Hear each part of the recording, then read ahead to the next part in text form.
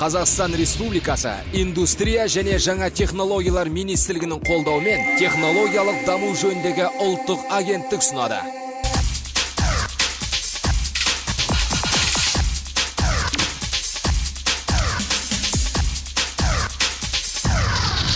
Іске аспаған идея көбік секілді. Көз алдыңда бардан жоққа айналады. Бертольд Ауэрбах. Қазақстанның 2010-2014 жылдарды қамтыған индустриалды инновациялық даму саясатын негіз етіп, рационализатор KZ байқауы биыл 3-ші рет өткізілуде.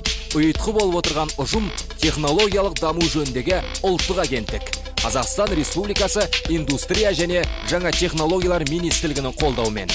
Байқаудың мақсаты елдегі жетекші өндірістік кәсіпорындардың келбетін айшықтау, экономиканы жетілдіру ісіндегі рационализаторлық қозғалыстың маңызын таныту, ақылды адамдардың қымбат идеясын іске асыру. Рационализатор KZ байқауы жылдың ең үздік рационализаторлық шешімі және өндірістегі рационализаторлық идеяны қолдаудың үздік жүйесі номинациялар бойынша өткізіледі. Жалпы жүлде қоры 5 миллион теңге. Үміткерлердің бірегейі Қазақстан темір жолы ұлттық компаниясы. Қазақстан темір жолы ұлттық компаниясында корпоративтік идеология мен бизнес философиясына сәйкес интеллектуалдық капитал қалыптастырудың бірнеше тетігі қарастырылған. Солардың бірі транспорт технологиялары орталығында жүзеге асады. Қазақстан темір жолы өз қызметкерлерінің техникалық білімін жетілдіріп, біліктілігін шыңдауға әрдайым көңіл бөліп келеді.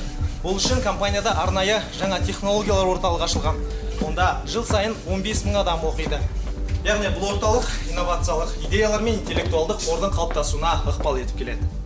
Транспорт технологиялары орталығы үстіміздегі жылдың тамыз айынан бері жұмыс істеп тұр. Ашылғалы шамамен 800 адам біліктілігін арттыру мақсатында білім шыңдап үлгеріпті. Көбі Қазақстан темір жолы ұлттық компаниясына қарасты филиал бөлімшелердің басшы қосшылары мен қатардағы жұмыскерлер. Оқу өз ішімізде жасақталған, яғни компанияның білікті мамандарынан құралған жаттықтырушылардың жетекшілігімен өткізіледі. Сонымен қатар арнайы шақыртылған мұғалімдердің көмегіне де сүйеніп отырмыз.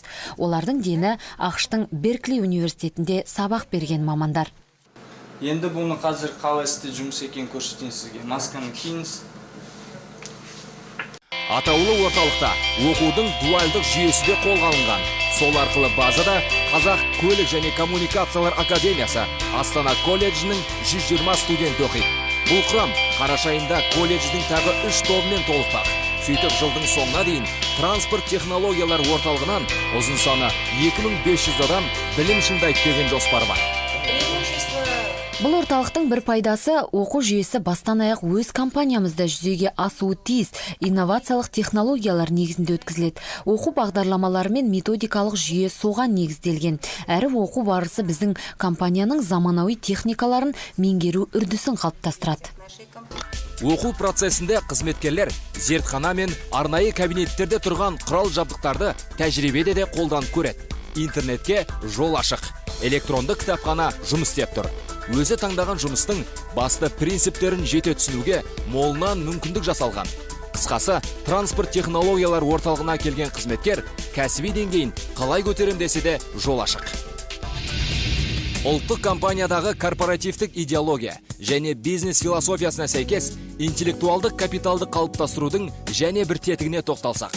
Бұл тараптағы үлкен бір мақсат ғылыми техникалық ақпарат және талдау орталығына жүктелген. Соған орай орталық тың идеялардың толасы жүзеге асуы мен рационализаторлық қызметтің артуына күш жұмсап отыр. Компания жұмысының тиімділігін арттыруға бағытталған түрлі идеялардың бастауы мына кітаптарда. Қазақстан темір жолы компаниясында 37 техникалық кітапхана бар. Ондағы кітап қоры 850 мыңнан асады. Болашақта әр қызметкерге тиімді болу үшін бұл кітаптар электрондық жүйеге көшірілмек. Сөйтетін жөні бар. Компанияда 160 мың адам жұмыс істейді. 40 мыңы жоғары білімді. 48 мыңында арнайы кәсіптік білім бар. 72 мыңы орта білімді. 160 мың расында жойқын интеллектуалдық күш. Ұлттық компания осы күнге дейін 2 миллиард 300 миллион теңгенің рационализаторлық идеясын жүзеге асырған көрінеді. Бұл электронды кітапхана барлық халықаралық стандарттарға сай келетін Airbus 64128 атты электрондық бағдарлама. Бұл электронды бағдарламаны барша кітапхана жүйесіндегі техникалық кітапханаларға енгізіп, Әрі қарай болжауда осы электронды кітапханамен барша филиал қызметкерлері және де шет жерде қызмет ететін қызметкерлер өзіне керекті құжаттарды осы электронды кітапхана арқылы мүмкіндіктері бар, алуға мүмкіндіктері. Компанияда рационализаторлық қызмет туралы ереже әр 2-3 жыл сайын жаңарып өзгеріп тұрады. Соған байланысты төлемақы жүйесі қарастыру тәртібінің жақсарту жөнінде инноваторлық тарапынан бірталай ұсыныстар қабылданып 2012 жылы ережеге өзгерістер енгізілді. Өзгеріс көбіне тың идеяны дер кезінде дамыту мен генерациялау процесіне байланысты.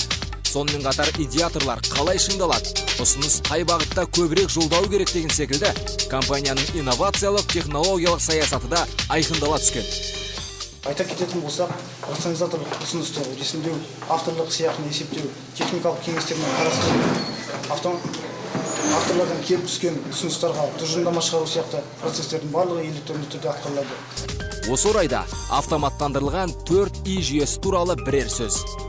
Автоматтандырылған 4i-дегі инноваторлық қызметті қолдау жүйесі автор, тіркеу, техникалық кеңес, жүзеге асыру туралы акт, авторлық сыйақы төлеу жүйесімен өрбейді. Осы жүйеде компанияның қатардағы қызметкерлерінен бастап топ менеджерлеріне дейін өз ұсынысын интернет арқылы ресімдей алады. Ұсыныс ары қарай координаторлар арқылы сарапшылардың елегіне түсіп, қарастырылғаннан кейін соңғы шешім қабылдау үшін басшылардың назарына жіберіледі. Қазақстан темір жолы ұлттық компаниясындағы инновациялық идеялар 6 бағытты қамтиды. Олар еңбек жағдайын жақсарту, құрылғының сенімділігі, технологиялық процестердің өнімділігін арттыру, энергетикалық ресурстарды үнемдеу, еңбек және қозғалыс қауіпсіздігі. Осы аталған 6 бағыттағы идеялардың бірін тілге тиек етсек.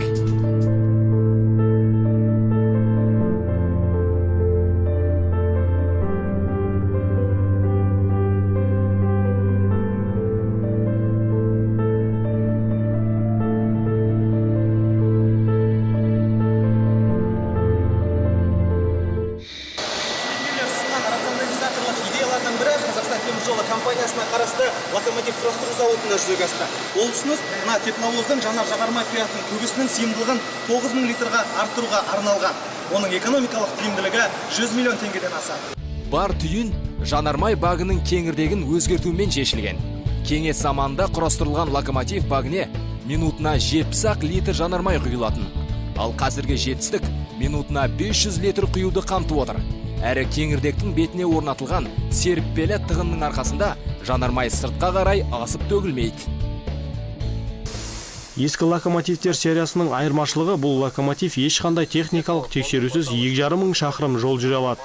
Біздің локомотивтің жанармай багы 6,5 мың литрге есептелген. Бұл мәселен Алматыдан Ақтоғайға дейінгі 550 шақырымды тоқтаусыз жүріп өтуге жетеді. Ескі локомотивтер жанармай құйып алу, әрі міндетті техникалық тексеруден өту үшін әр 200-300 шақырым сайын аялдайтын. Тек жанармай құю үшін 1 сағат 20 минут тұратын. Бұл біріншіден уақыт жейтін. Екіншіден бекеттегі локомотив кептелісіне ұрындырар еді. Ал қазір серіппелі тығыны бар кеңірдекті бактың қақ ортасынан орнатудың арқасында бар шаруа 20 минутта тәмам болады. Бүгінгі күнге дейін бұл рационализаторлық идеямызда локомотивтердің жаңасы бар, ескісі бар 2700-ден астамын баққа орнаттық. Нәтиже ойдағыдай. Қазақстан темір жолы ұлттық компаниясына қарасты локомотив құрастыру зауыты алдағы күндері өздерінен шыққан жаңа сериялы локомотивтерді елдегі ең шалғай жолдарға жөнелтпек. Атап айтқанда, Алматы-Семей бағытынан үнемделетін жылдық 100 миллион теңгені Арыс пен Қызылорда, Қызылорда мен Сексеуіл, Қандағаш пен Тобыл арасынан да көздеп отыр.